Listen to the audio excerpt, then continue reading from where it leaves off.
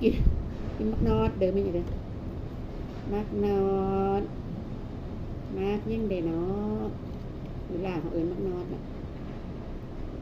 แล้วก็อยู่ประเทศเพื่อนบ้านใกล้เคียงเอิญเศร้าบรุษมันบอก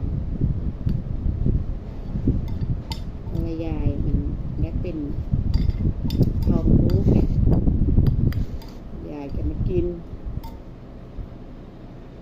น้ำกันส้มๆมันๆใส่น้ำปลาแดกหุ่น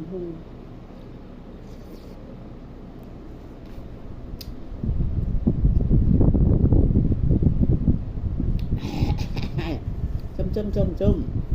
ๆกับบาบานหลาย